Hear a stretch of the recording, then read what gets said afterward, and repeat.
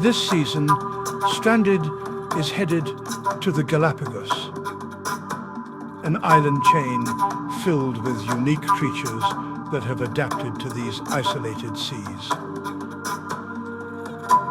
It's a perfect place for a game of deception. Welcome to Stranded 45. The Galapagos, survival of the fittest. Cast. Oh, God, yeah, we haven't even talked about the tree. Oh, my God. This is what I wanted to do on fucking Sunday, bro. Like, Okay, well, to be fair, Sunday may have been the most hungover I've ever been in my life. yeah. We were at the point you were like just texting me and I'm like, when I was recognizing every bar you were posting, I was like, this is not a good sign. Yeah, it was crazy. All right, are we ready to get started? Let's fucking do it. 32 days, 14 players remaining, and three co-hosts? Yeah, three co-hosts. This is the Stranded Podcast. Welcome back, everybody. We're coming off a crazy night, and we wanted to talk about it before we fall too far behind. This is your host, Danny. Joining me today are two other co-hosts of Stranded, four-time player, Joaquin. You're forgetting Catalie is here, but there's four of us. But anyways, hello, nice to meet you. We have a nice trilogy of things going on. If it doesn't make it into the recording, Loveita's stoned as shit. Danny just took a cigarette break, and I've got an old style in my hand. So this should be a fun one. It's about to get lit. Also joining us, another three-time player, Loveita. Yeah, now I make my entrance right then, not before. Perfect. And also on the pod for the first time, Stranded legend, it's Catalie. Oh, is she not going to introduce herself? Okay, she's here too. She'll talk. I'm like dying laughing off mic. Just the silence. It's a day. It's a night. Okay. Anyways, we are quite a ways into the swap of this season. I believe the last time we podcasted was after Jeffra's boot, which, God, that feels like a lifetime ago, and we have a lot to catch you up on. So we're going to start just talking about the rest of that pre-swap. We'll talk about the swap and the different tribes, and then walk you through the past couple boots. So just to kind of get us started, after the Jeffra boot last round, we entered into our counting relay race challenge. This is the challenge that in Bhutan was just an absolute clusterfuck for completely different reasons, with somebody trying to quit in the chat. And this season, not to be outdone, went and gave us a Medivac this season. One of the craziest nights of Stranded I've been a part of. Yeah, literally, like, so, I mean, Tortuga Tribe's gonna win anyway. They're just like decently far ahead, but like Cass posts one number raw, like at the wrong time, like out of order, and then just like disappears, and everyone is like, "Where, where the fuck?" Like, I was just thinking of like the Nofo, like I'm gonna go swimming, and then just like bails moment. Um, but she like doesn't come back and we don't hear from her, and people are like gonna like they're like, how dare she not be able to be here, like we need to vote her out. But Danny gets an email or a Discord message or some shit. Yeah, um so after we hit like 20 minutes of the challenge where she's not posting and her tribe is asking if they can sub in, I sent her a message on Discord basically being like, "Hey, are you good?" And she replied back and was like, "No, bro. A tree fell on my house and is in my living room. I am not going to be back. I don't know if I'll be back." And so we kind of had to adjust on the fly and figure out like what we were going to do to make this somewhat fair to a tribe that had a literal act of God stop them from competing. Imagine that story. You know, I'm just in my house playing a game when a tree falls through my roof and I let my entire team down. Oops. And it's pretty wild too, because I'm trying to remember back then. It's been a hot second, but like if I remember, it was like 99% Jatia was leaving that night, right? Like she was not going. She was fine. Yeah, Cass was not leaving if they lost that challenge. Although, after she dipped and nobody heard from her for, the entire challenge, I think things probably would have flipped onto her if they went to tribal council that night, just because of the, you know, audacity of it all from their perspective. But once we got the message from Cass saying that she wasn't going to be back, we allowed Tortuga and Baltra to restart to kind of just give Baltra a chance. Um, Unfortunately, they were not able to overcome Tortuga. They lost. But like Joaquin said, Jatia was almost certainly going to get the boot that round. Um, and honestly, at the time, we didn't know if Cass was going to be back anytime soon. So we just kind of called it for the night. Valtra lost, and then allowed them to talk for 24 hours while we kind of waited for information on what was going to happen. Um, and I still think, given all of that, Cass would have stayed and Jatia would have left. Um, but then ultimately, Cass sent a message saying, like, look, crazy shit going on in my personal life. I'm not going to be able to come back on. Thanks for having me, but I need to quit. Um, so the act of God saved Jatia for another round. You know, just the first of many acts of God for Jatia.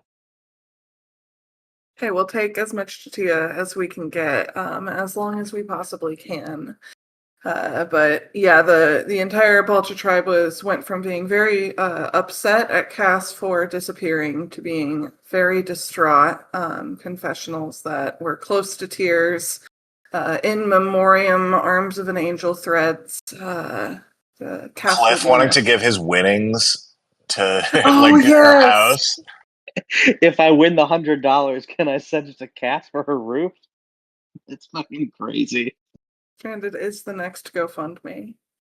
Oh, anyways, that's I think all we need to say about Cass. Obviously, we hope she's doing all right in real life, and stuff in your real life always should come before an online game. So I get it.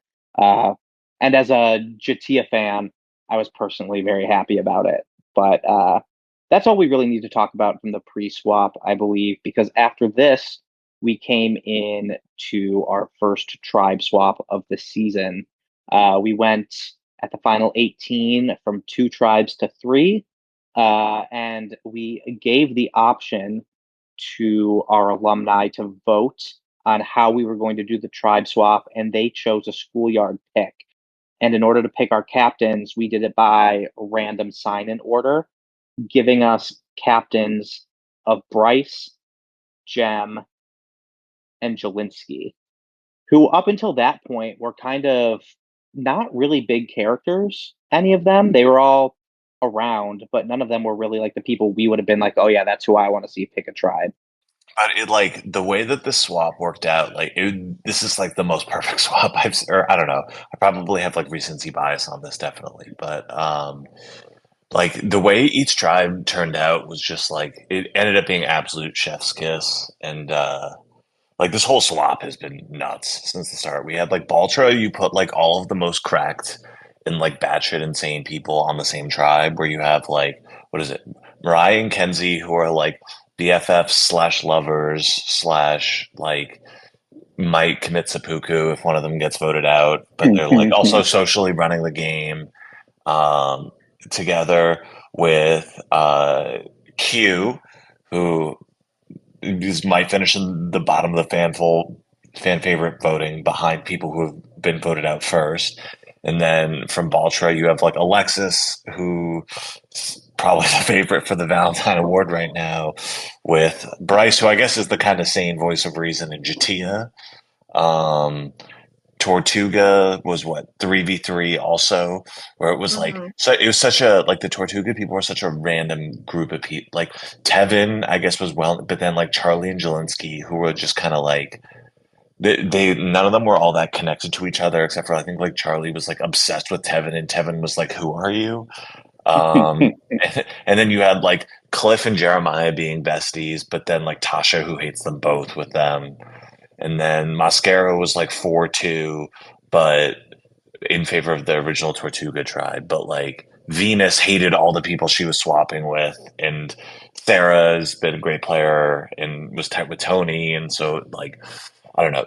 I think everyone just saw right away that there was no way shit was going to be predictable.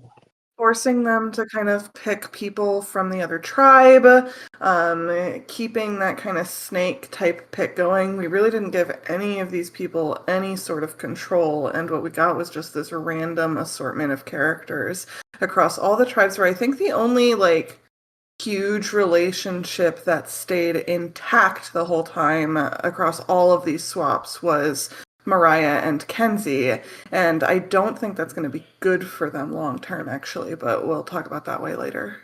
Yeah, just so it's stated plainly, our three swap tribes. You have Baltra, which is Q, Kenzie, Mariah, Bryce, Alexis, Jatia. We have Tortuga, which is Jelinski, Charlie, Tevin, Tasha, Cliff, and Jeremiah. And then we have Mascara, which is Jem, Venus, Ben, Hunter, Sarah, and Tony. And so once we did that swap, we did a reward challenge. It's that tile one that Pooty loves to do where you're matching the things that have the same pattern on the front and on the back. There's a code. And we ran this as a reward challenge, essentially to do the swap in a night, give them the weekend off, but also like give them something to do live. And in this challenge, we hid an extra vote for the first three players to claim it. And then the winners from each tribe went to the research station and were given the chance to bank a vote at their next tribal council, in which they would sacrifice their vote at that tribal and then have an extra to use at any point in the future. Which, I really like how many extra votes we have in the game. I think it adds an extra layer of chaos. But ultimately, we wind up with a few more people getting some swag in their Yeah, arsenal. most of them were. Who was it? It was Cliff, Jelinski, and Jem who got it right. Right. And then Hunter, Alexis, and I believe was it Tasha, yeah. So Alexis, Tasha, and Hunter going to the research station and giving themselves that future bank vote option. Yes. Love extra votes. I feel like they add a lot of dynamics into the game.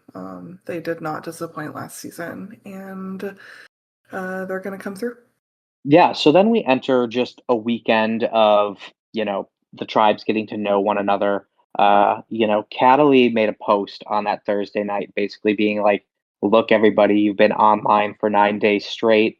Maybe take some time offline this weekend, enjoy the sunshine, touch some grass, check in while you can, but don't spend your whole weekend on the board.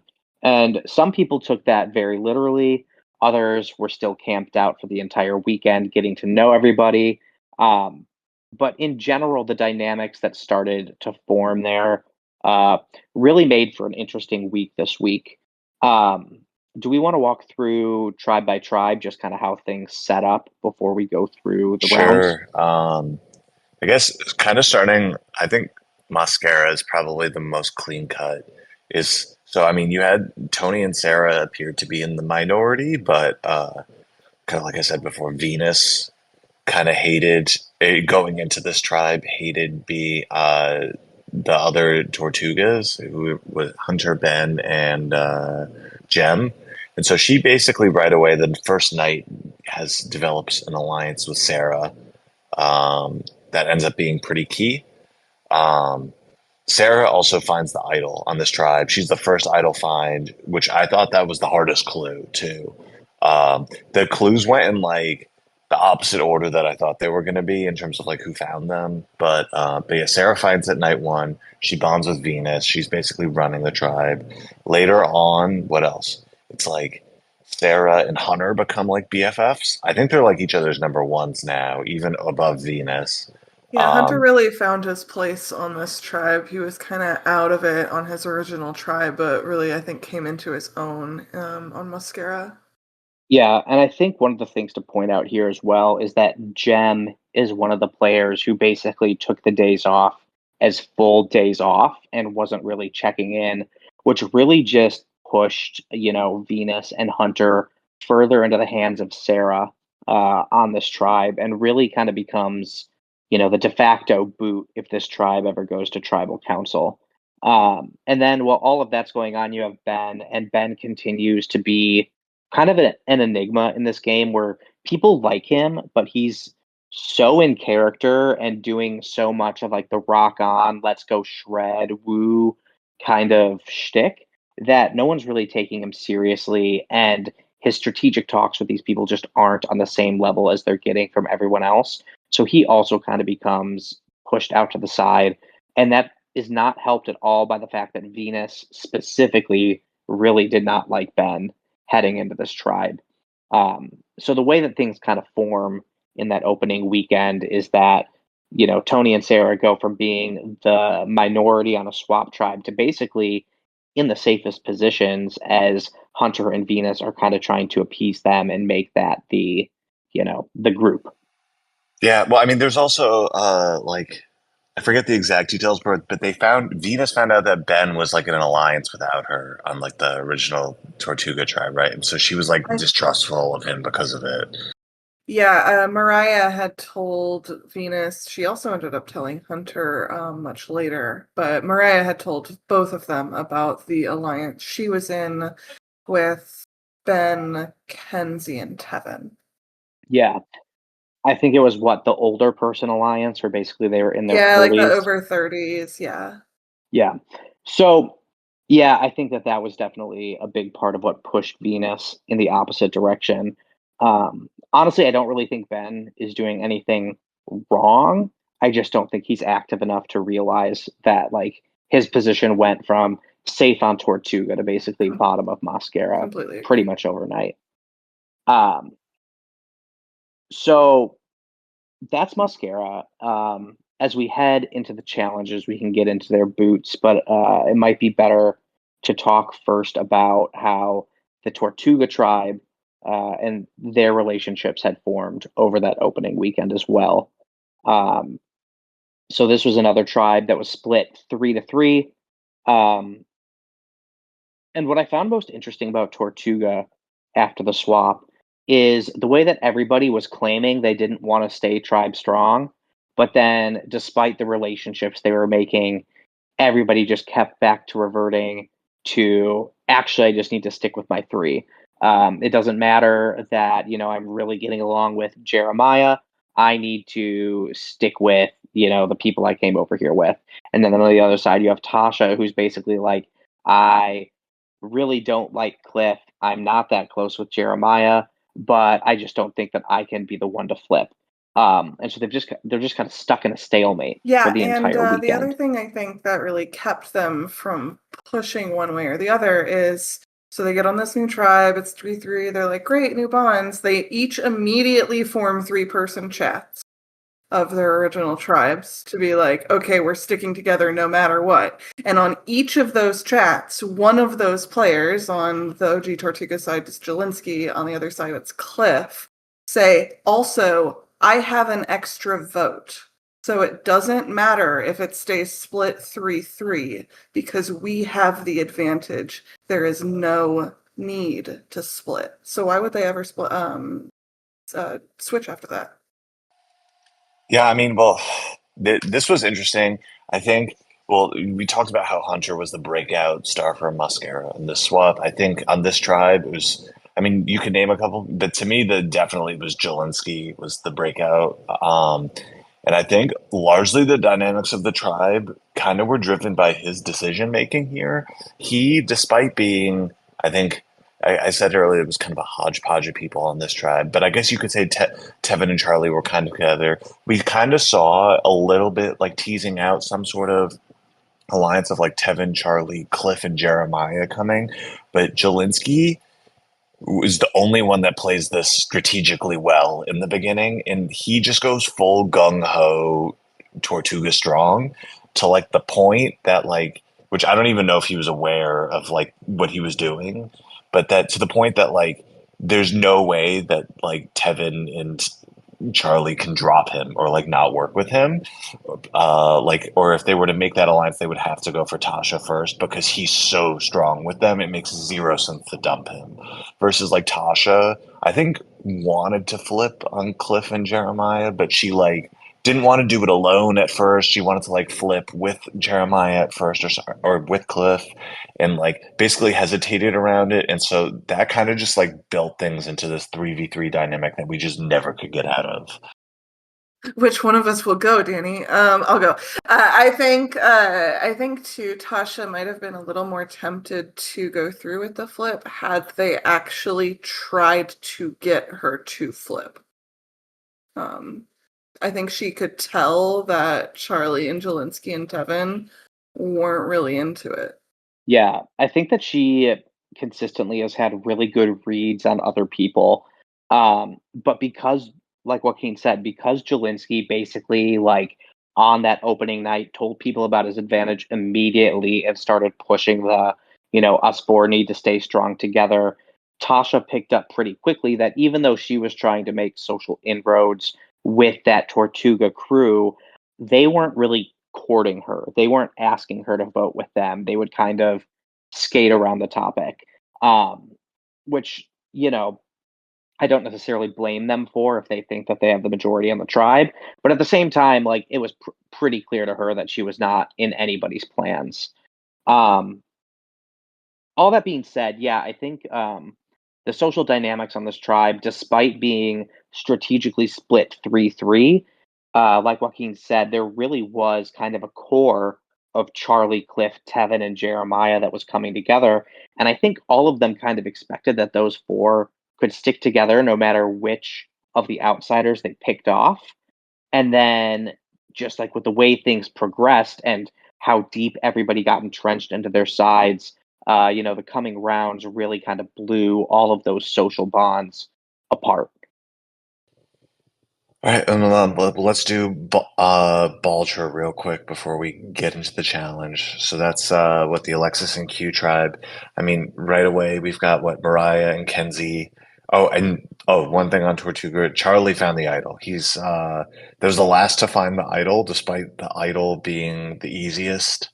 In my opinion, it was Lonesome George. Liz wanted him. It's like some cute old as shit turtle or whatever. But yeah, they found it last for some reason. I don't know, but good for Charlie. That'll come up later.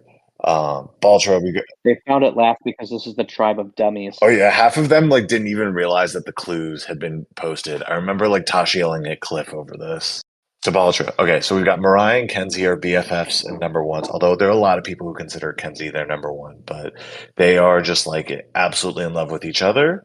And at first I kind of was like, oh, this is going to make them a target, but they're just so socially good that it all works out. The other couple that starts out right away, who has been maybe the most discussed couple of the entire season, is Alexis and Q, as like the autistic Discorders alliance who are like sexting each other and like just talking nonsense. I don't know. It's like they're insane to watch. It's like a car crash you can't look away from. It's nuts. I, for one, can look away from it. That's a choice you're making. As long as Alexis doesn't actually send Q tit pics, which I think actually breaks Alias in some way, right? That's gotta. So they're getting sent to Loveita. We're not letting. We're not. Yeah, I told her I'd take them instead. Yes, we've got a lot of booby enjoyers in chat, so not an issue. So they're a couple, and then who else? We've got Bryce Bryce. and Jatia. Jatia is like on her own island, which I thought this swap was going to be perfect for her, where it's like she's with Alexis and Bryce, who are like two people she like fucking hates that she thought like excluded her from the very beginning, and like wants to immediately flip. And I'm like, oh, this is her chance to do like a 4-2 and take out Alexis and Bryce. And at first they're kind of receptive to that, definitely. Bryce is a bit more MIA. He's very close with Alexis from the beginning. But that's like his only connection, and he's definitely not around that weekend a whole lot. And so that's kind of where things like we all kind of thought Bryce was going to be the first target just because of the Jatia flip, and it would be stupid not to take advantage of it. And then Q and Alexis would protect each other. That's kind of where we started out. Am I missing anything? Oh, Mariah found the idol.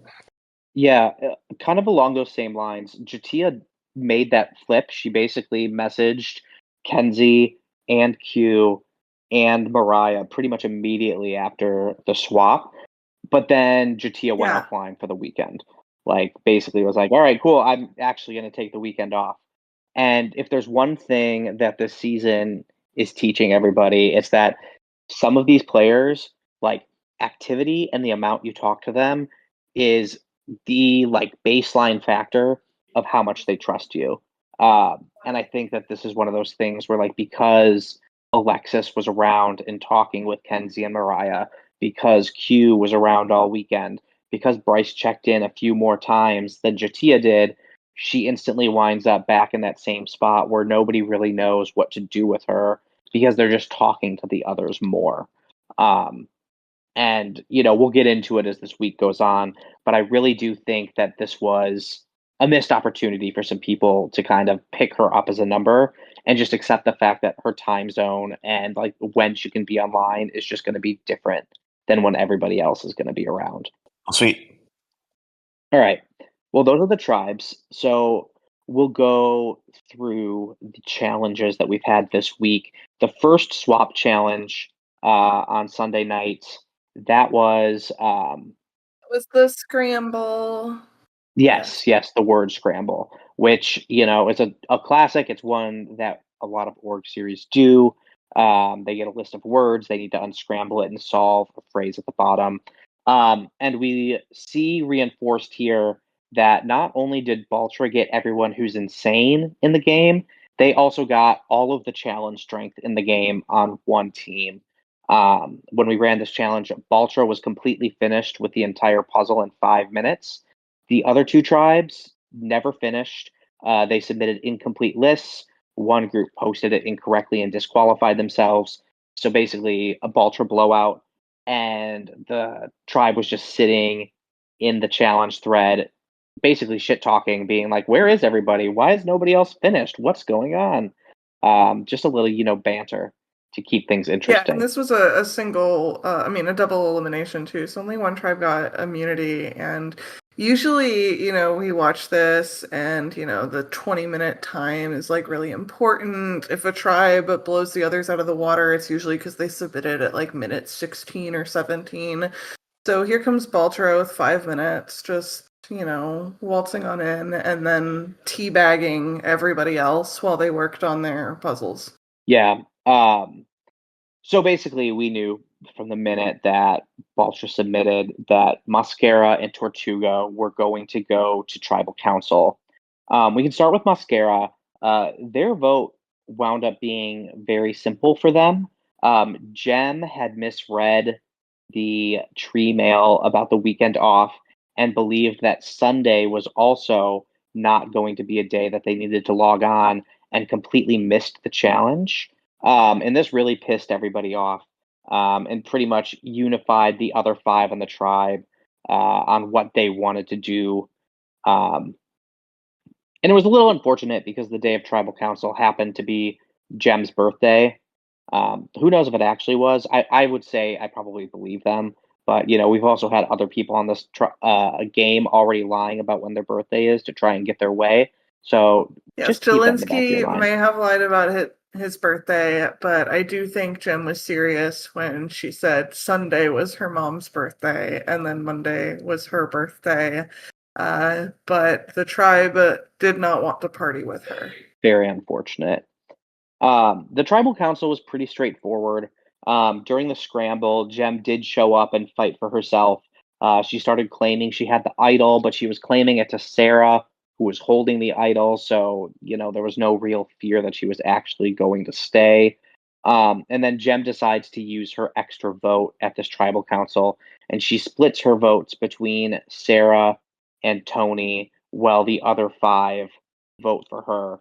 But in the process, Hunter Yeah. banks their vote So the vote count is still 4-1 with Jem leading the But Hunter was game. pretty straightforward with everybody that he was going to do that, so nobody's really questioning the vote count. When they see that it was still 6 total votes, they believe Hunter banked his, and they believe Jem used an extra. So no weird conspiracy theories going on there. No, there were some people at like the night of that were pissed at Hunter for banking the vote or something. I don't know why, because it was so obvious that Jim was going. But everybody makes up the next day, especially I think the next day, like Hunter and Sarah like talk like a crazy amount and basically solidify each other as number ones. Yeah, it was definitely the most straightforward vote of the week. At the same time that tribal council is going on, Tortuga has their tribal council where everybody's kind of going into it. Um, there are a whole bunch of plans. You know, the Tortugas had basically made this entire plan where Tevin and Charlie were agreeing to flip on Jelinski. And Jelinski is playing dumb with everybody. And when I say dumb, I mean he's playing really dumb. He's saying shit to Cliff like he doesn't know what happens in a tie. He's acting like he doesn't know there are advantages in the game. He's saying he would vote for Charlie, all this stuff. Basically, like prompting Cliff to go and run stuff back to the other Tortugas. And so they get the Baltra members of Tortuga, the Cliffs, the Jeremiahs, and the Tashas, to kind of believe that everybody's going to unanimously vote on Jelinski.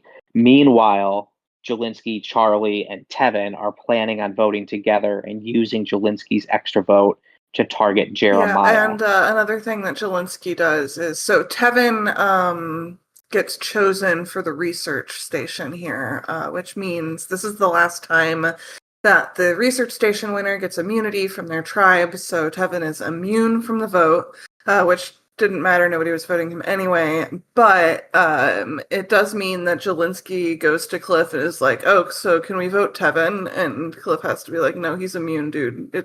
So Jelinski says, "Oh, okay, it's got to be Charlie. Then we've got to vote Charlie." So basically, Jelinski, Tevin, Charlie all really, really hardcore snow Cliff and Jeremiah into thinking that they are a complete mess and that they're at some point Cliff even thinks, oh, we could make the vote 3-3 on Charlie and Jelinski. Yeah, this is insane. I don't know. Like Tasha was recognizing all this shit as it was happening, that they were like, not that this was all just way too easy and like they should never believe it and all that, and which is a shame too, because I mean I don't know, it's been nice having some of these people in the lurker channel, so I feel for them, but like really the Cliff group should have had the upper hand in this, because if they both stay together and use their extra votes, they voted for Dolinsky, who used his extra vote, so he wouldn't have been able to vote on the revote, and Jelinski would have gone home. And so they would have had the upper hand and probably stuck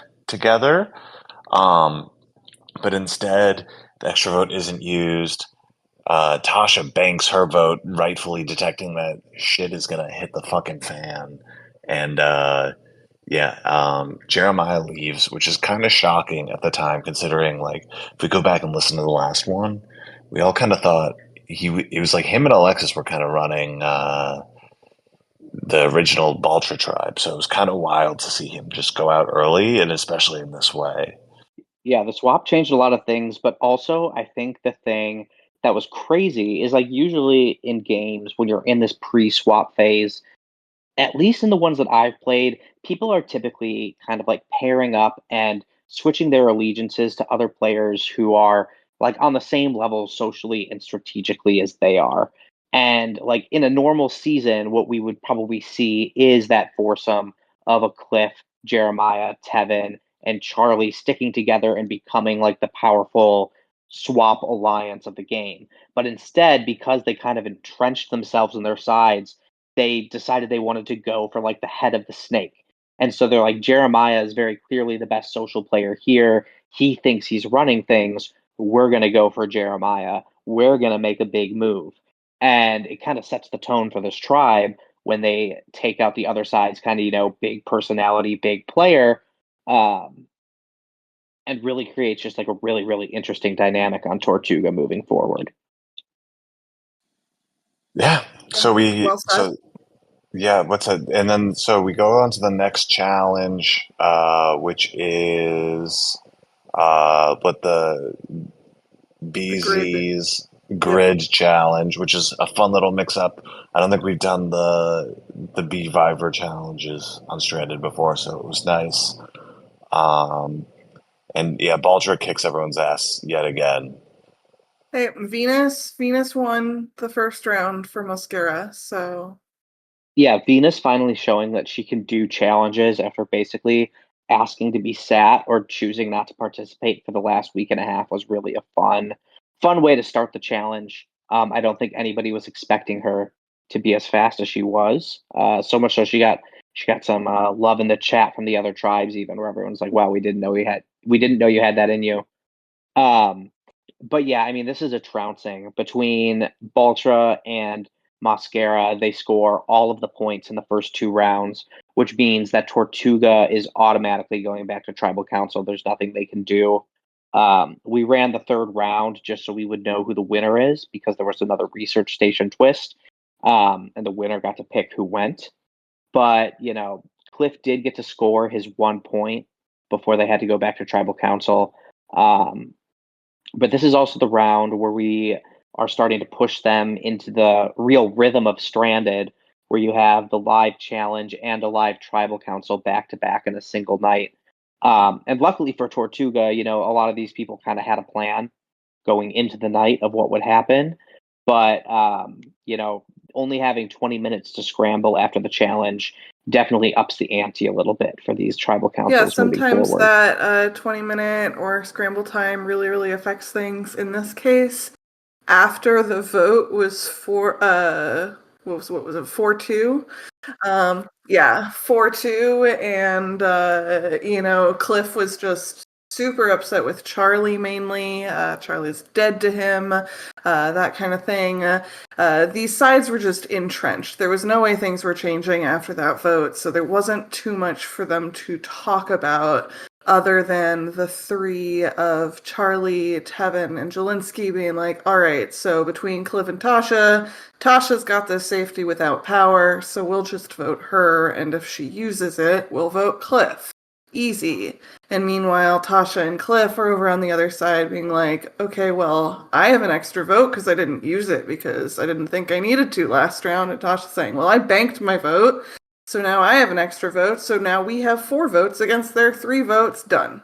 Yeah, it was a crazy set of circumstances that got them there. But Cliff and Tasha kind of bonding over the last vote before this one and coming together to use both of their advantages to get the numbers here was really fun to watch.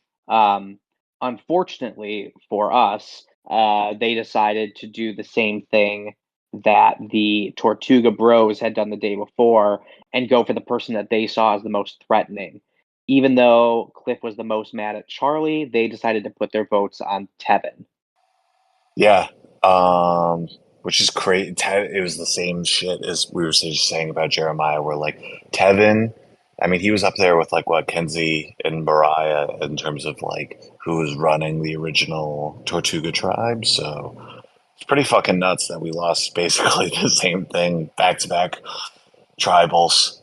Um, I mean, Tevin's a champ, and he's been coming around and lurking and stuff, and so it's fun. But yeah, it was nuts. And Tasha and Cliff are actually on the same page for like the first time ever.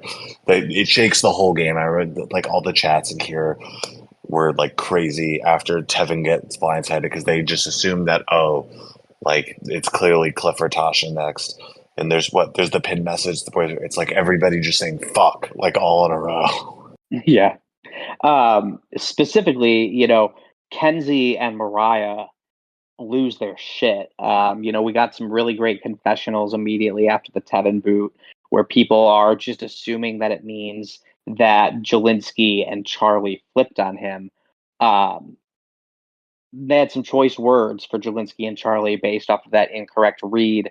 But, it was wild. I think a lot of people like us thought that Tevin was going to be in this game for the long haul. really thought that he had the social chops and the strategic ability to do well here.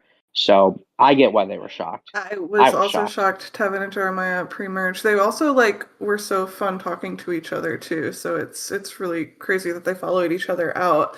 But onto those ripple reactions.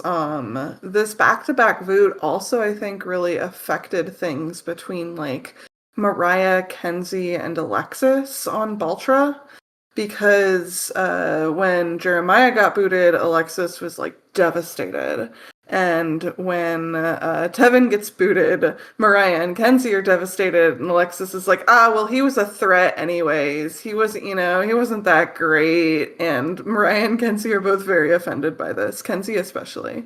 Yeah, that's a good kind of transition to go into this next round, where Baltra kind of takes center stage here.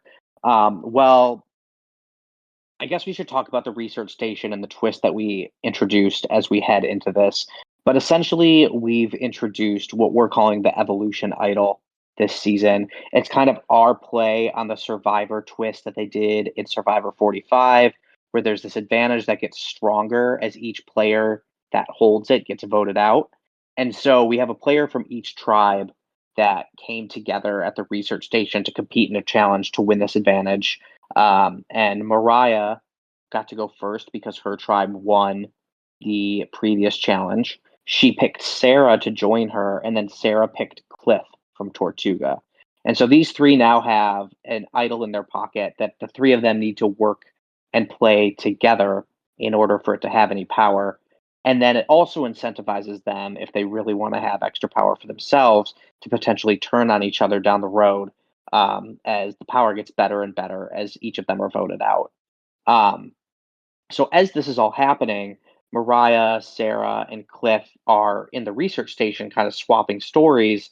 And this is where Mariah also starts to get a lot of information on how Sarah, Cliff, Alexis, and a lot of those Baltra players from that original Cass's alliance are really trying to work with each other across tribal lines, keep each other safe. They're talking about potentially throwing challenges for each other to keep Cliff from going home. Um, and it really puts a little bit of fear into Mariah that working with Alexis and keeping her people safe isn't going to be the best move for her and Kenzie moving forward. Yeah, they've been like, I don't know. We end up going towards tonight's prisoner's dilemma, which is one of the best stranded challenges. It's it for those not in the host chat or who haven't been here.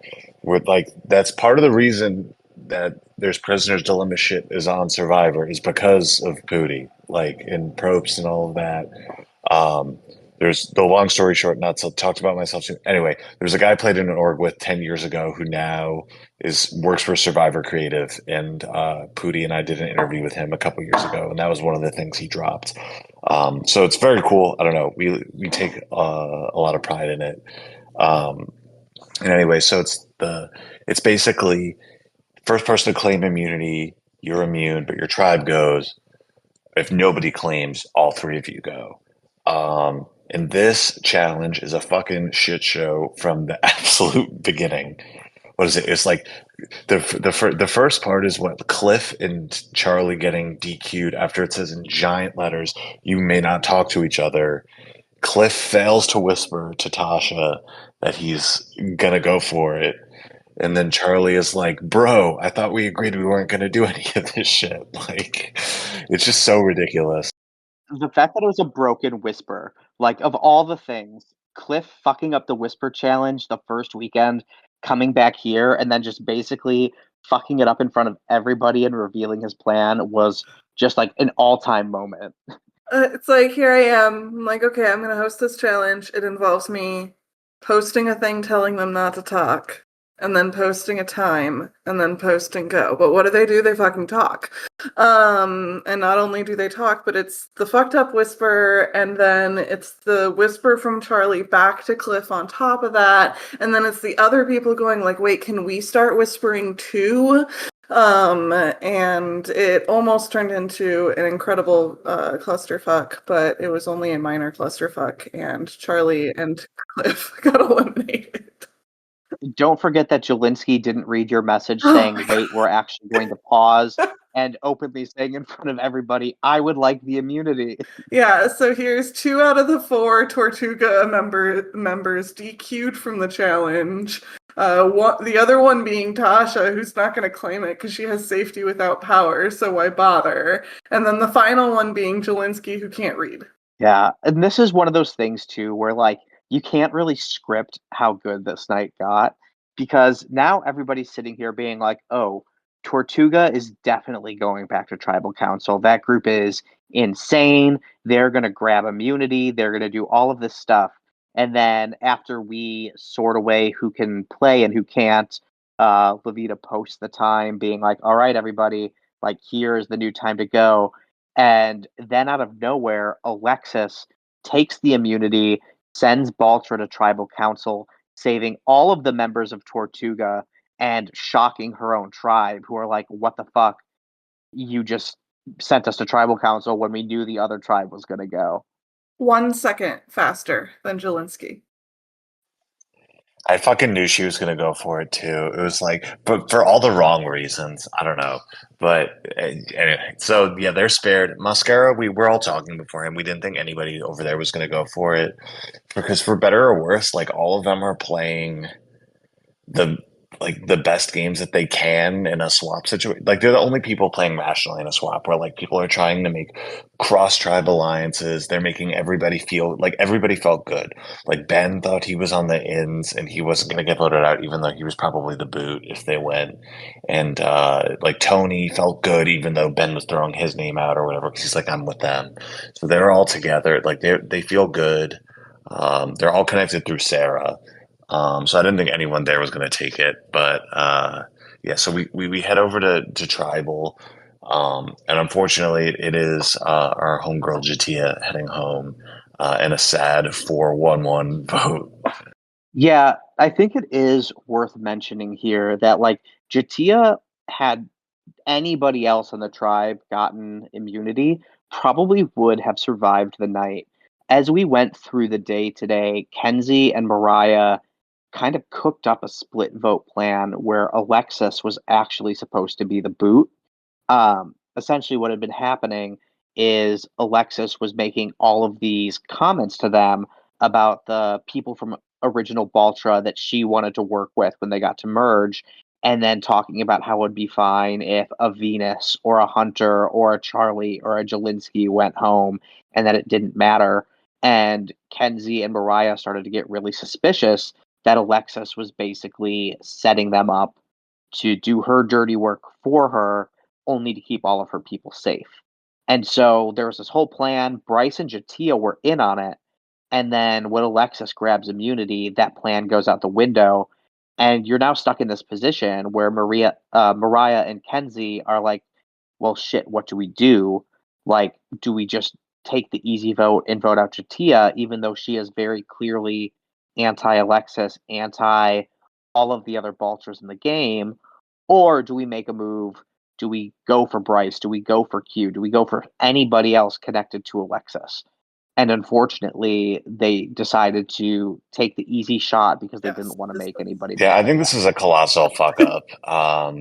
Or like I don't know, like the three of us just played a game together, or whatever, like a couple months ago, where like a lot of the stuff in that game was just based off of how advantageous it was, where like to keep people in the game who are like, I'm just never going to speak or talk to you, because you just always know, like they're predictable, you know where they're headed. Um, and like Alexis, I think clearly from tonight has shown she's not predictable. Q is not predictable. Like they've been angling to get Q out. So they basically, like their goal was like, oh, well, the five of us will be united if we vote out GT, and then we'll be strong together coming. And it's very obvious in the fallout that that is not the case at all. There's like a lot of chaos. Everybody's turning on each other. And so rather than having like a solid group of three or maybe four, it's basically the two of them on an island. Maybe you can include Bryce in there too. And everybody else kind of just like guns pointed at each other. And it's going to make for kind of a shit show of a merge. Yeah, I do think Bryce comes out on the Mariah and Kenzie side of this here, just because he voted for Q, in case Jatia had an idol, so he feels like he's kind of burned that a little bit. Q's kind of off by himself because he's getting lied to. I'll get into that in a second. But yeah, going into the fuck up of it all, I mean, Mariah has wanted to blindside Q. They had that plan originally from OG Tortuga. They already had a plan in place to blindside Alexis tonight. So when Alexis grabbed that immunity, yeah, it messed up their plans, but Q's probably would have been the smarter play for them to do in that moment. But I do think that Mariah and Kenzie, both of them are brand new orc players, and their only boot before this, their only other tribal was Maria. So I think that probably also plays into a lot of the talk a big game and then ultimately back down and do the thing that they think is the easy move. Yeah, I think this brings us back to a similar conversation that we had last week around the Jeffra vote, which is, at the time, people are thinking so much about how do they keep everybody happy? How do we make the group cohesive? And they're not really thinking about, like, how do I set myself up in a group that's good for me, that, like, I'm able to work with. And I think the issue that people are running into is because they're not spending, you know, 10 hours a day talking to Jatia because, their daytimes don't match up. They just assume that, like, Jatia is chaotic and not usable as a number because they've heard stories from Alexis and they don't have, like, these hours worth of conversations to kind of back up their feelings about being good with Jatia. But you saw it even in their conversations today. They openly talk about how Jatia is a number for them. Jatia doesn't care about OG Baltra. Jatia doesn't like Alexis. Jatia isn't getting along with Q.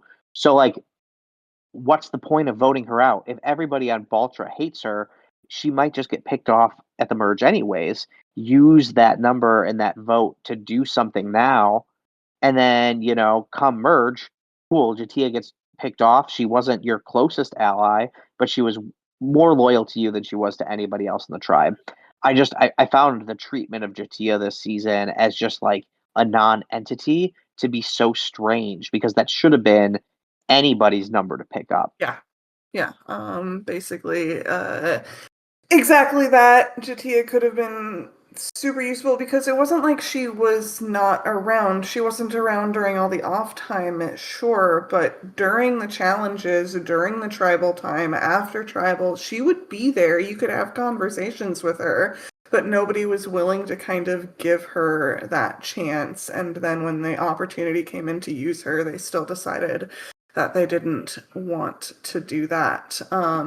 But getting back into what Joaquin was saying about the tribe kind of exploding now, they're all kind of confused as to why Alexis did that in the first place. So Mariah, Kenzie, and Bryce are all upset about that. Q's annoyed about that. And then meanwhile, on top of it all, my favorite part of this is Alexis had a bank of vote advantage that she could have easily used there on a vote that she completely controlled. Instead, she votes for Jatia when she tells everybody in the tribe except Q that she was going to vote for Q.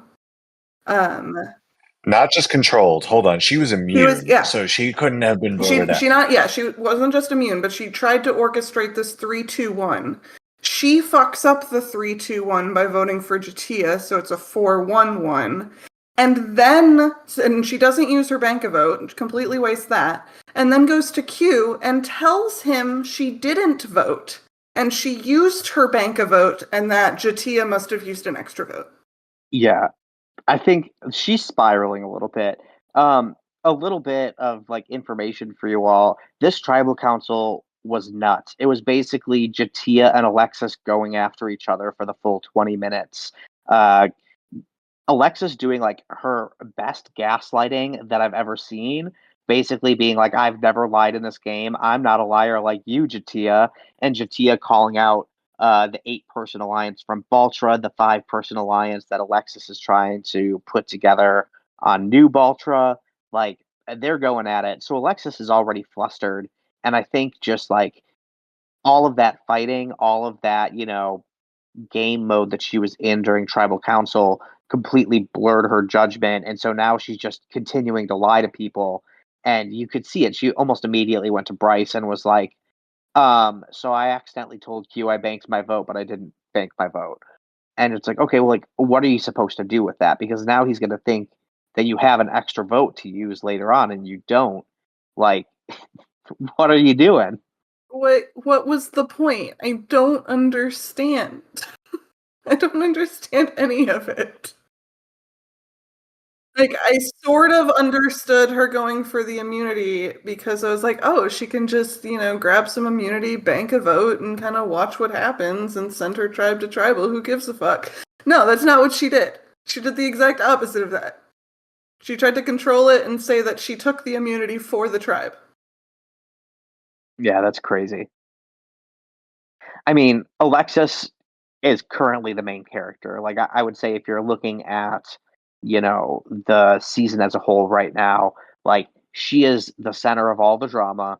All of the votes, basically, that she has been a part of have kind of been her decisions. They've been tribe decisions, but a lot of it's from the culture and the way that she's been pushing things. Like, she's just a fascinating person to watch in this game. She's nuts, man.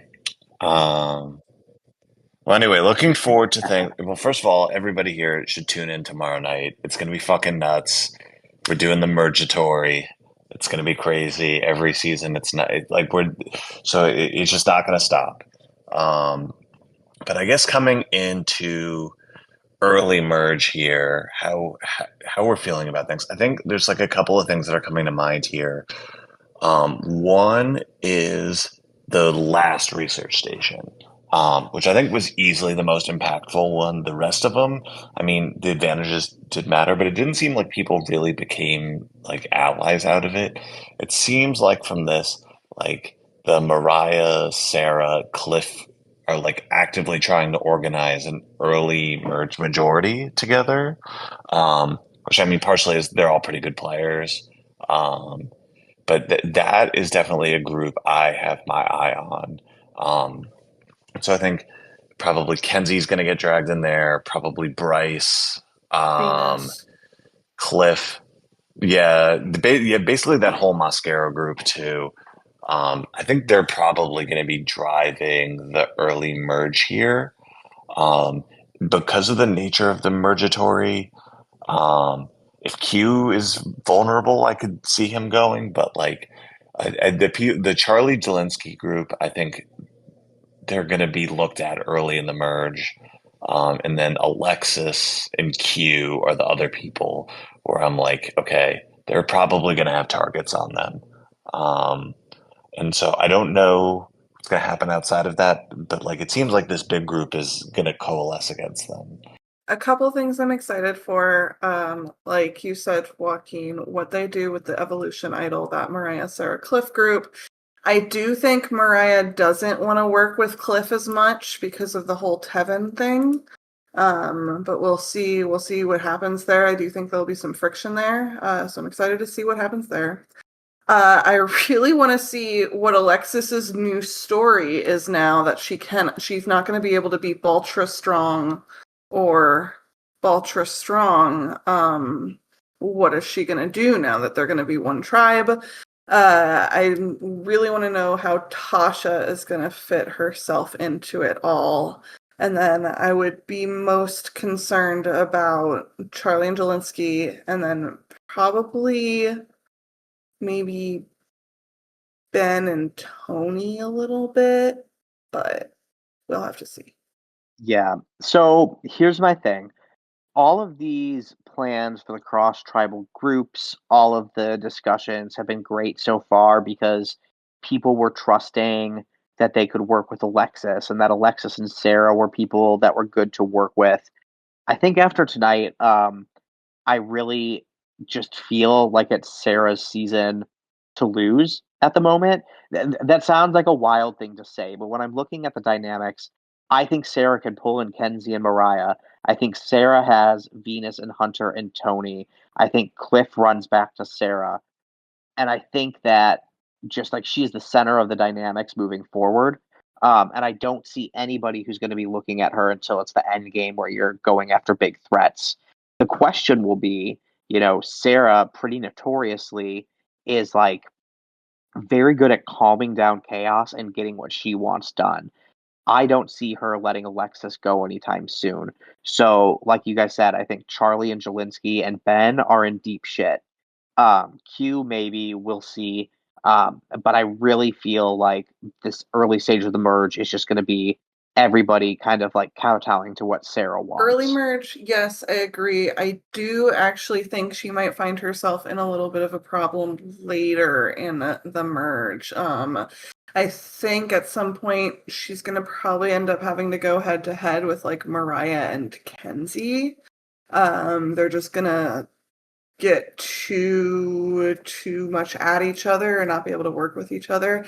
I think somebody like Hunter might benefit from all of that. Yeah, I mean, this is going back to what I posted in Discord a few minutes ago, and what we were chatting about. I really get the feeling that between like how outwardly obvious a threat I think Sarah is going to eventually be, as well as Kenzie and Mariah, and that they're both new to orgs. It's really like, especially Stranded, but like most orgs, you being able to run social circles around literally everybody for the entire game is just like impossible. Like you will get caught, especially if you're like playing with half decent players. And so if you want to play from the top, you have to be experienced enough to know how to do it. I don't think they're those people. And I mean, they have been together the whole game. It's not going to be like there's some hidden duo. I kind of see this game in the same way that like Tanzania, it was like all the big names kind of took out each other around like final seven ish. And then Aaron was kind of able to sprint through the end game because of that. I kind of see similar. I'm getting vibes here where like I throw out Bryce and Venus there, which it feels so weird to call Venus like a less big name because of how fucking big a personality she is. Um, but like Bryce, Venus, Hunter, maybe. I think I didn't realize how much game experience Hunter had until a recent confessional, but like those are the three I have my eye on in terms of like they could hide behind the Kenzie, Mariah, Sarah group. They'll all get taken out around like the middle of the merge and then be ready to pounce on the end game. Yeah, I mean that's probably the way things will go. I'm just, currently looking at the board and like if I take one thing away from these first 2 weeks, it's that Sarah is a little bit like a mob boss and I want to watch her run it as far as she can. But I agree, yeah. Ultimately, I do think there will probably be somebody who's a little bit more behind the scenes at the moment that winds up taking it. I'm looking forward to the storyline where Tasha wins. Yeah, dude, I have no idea where Tasha fits in. Like, she's going to be such an interesting one because I don't think she's in that like beginning group that gets targeted at the beginning of the merge, but she's not really in tight with like anybody. Like, she can't work with, I mean, she's working with Cliff, but she hates Cliff, which is hilarious. They're like the best couple. But like, she hates Charlie and Jelinski. She doesn't like Alexis. Like, she doesn't have any connections anywhere. Like, how like but also no one's going to target her. Like, where the fuck does she end up? Yeah, Her best connection is Sarah. Like that was the only person that I think I she think liked she on and that Venus tribe will other get than along. Jatia. I've been really waiting for that. I So I hope really so. hope they get along. That would be a dream come true. All right, we're at right about an hour. Anything else you want to send parting words?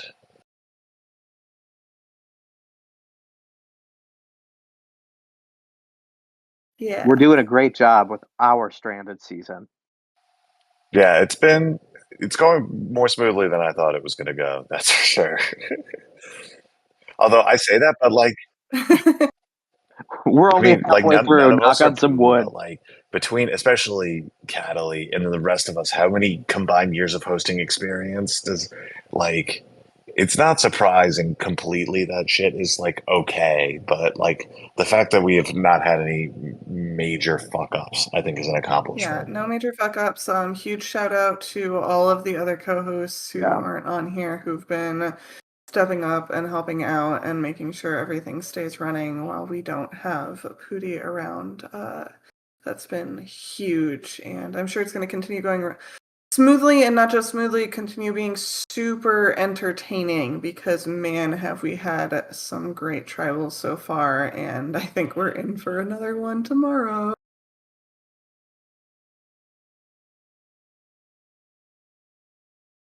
Can't wait. Alrighty. As we're logging off, I do want to tell a funny story. As the players in the game are freaking out about the certain people on the banner who haven't turned gray yet, and they all think we're trying to send them some message, I don't know the appropriate way to tell them that it's simply nobody other than Pootie knows how to change the banner, and he did half of the boots on Sunday and then left the other one normal, and it has caused a conspiracy in the This game. is And I how think that's fucking conspiracy hilarious. spreads. So whenever you believe a conspiracy theory out in the wild, it's probably because nobody but Pootie can change the avatars.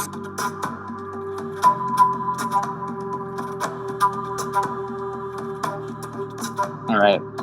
Alrighty. Good Nice. pod, Talk to everybody. everybody tomorrow.